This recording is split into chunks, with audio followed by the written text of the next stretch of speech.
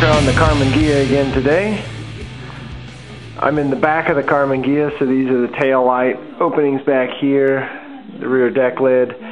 I've already removed the engine bay back here, and we're looking at this rear apron today and the patch job that the former owner's body guy did. We've got one seam right here, we've got another seam right here, another seam right here, another seam over here, and something down in here. When we look at the inside, I don't know if we can see that, it might be too dark. Hang on.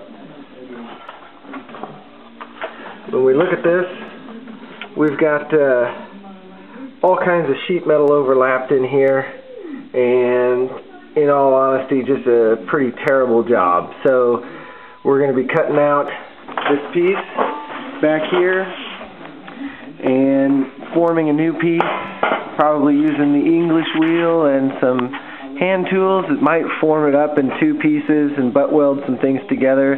May end up reusing some of this, we'll see. The other thing we need to address on our car here is this gap back here. See how tight that is? And it's equally as tight on this side. As we come up the car, it starts to open up. Across the back, it's nice and even. Opens up again back here where our new patch was. Then it starts to close as we get further down the car. Both of these rear quarters, this one and that one there, were grafted on after this car was in a wreck. This one up here was cut here all the way up to here. So hopefully when we remove this rear apron off the back, it'll give us enough leeway to push these quarter panels out and get our gaps set again. Alright, we're over on the driver's side rear quarter panel, and I've just discovered under here, see if I can get that on camera, a big slash here in the paint, which means we're covered in Bondo. All the way up here. There's another one right in here. The thing that tipped me off inside here, get my light in there, there's a big bulge of crap down at the bottom. I was hitting it with my screwdriver. It's pretty solid. I think it's a big lump of Bondo that they shoved through from the outside. So we'll be taking that off and see how big the rust hole is. Well, after a couple good whacks with a hammer from the inside, there we have it. Feel like a paleontologist or something. You kind of get this feeling there's going to be something on the inside, and there is. We just have a bunch of Bondo here attached to some paint. So whoever the jackass was that did the body work on this really did a great job. You can see there's more Bondo all the way up. I'm sure I've got this all the way through up here. So more metal work, more fun. We've got the rear apron here from the Karmann Ghia. Just got done cutting it out. This was obviously a piece of the car that was in the wreck. It's dented to hell. It's pretty thick Bondo. You can see here on this end, it's probably a 1/4 inch thick. Put my thumbnail up there. 1/4 inch thick Bondo right here where they welded it together. So they did not do a good job putting this thing back together.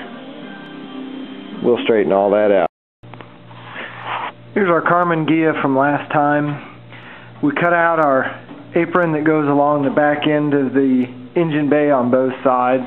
And last night I did a little bit of research and found out that the panel that's down in here, you can see the little slits down there, that's not an original panel. So whoever put this rear quarter on here, apparently that panel was destroyed, so they made something up. Well, being that this is a convertible, we've got some drain lines that come in from the back window, and this side over here has the correct setup. So the drain line comes out from the back window and down and out of this hole. So I've got to refabricate this panel down in the bottom there with the slits in it so that it has a hole in it so that I can put my drain for my rear window in there. When I cut that loose, that's going to give me room to move my gap around. If you remember, the gap was real tight down here. Now that I've cut the apron away, I'm able to kind of move that out. When I cut the bottom of that loose, I'll have even more leeway to make that gap what I want. I'll get it fixed, weld it, and then it'll stay forever.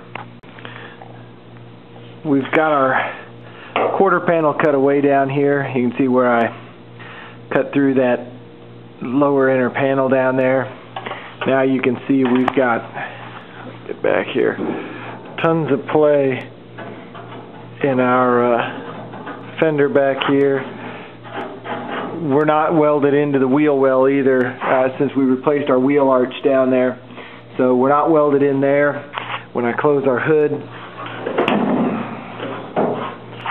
you can see I can come in and adjust that gap out as wide or as narrow as I need to.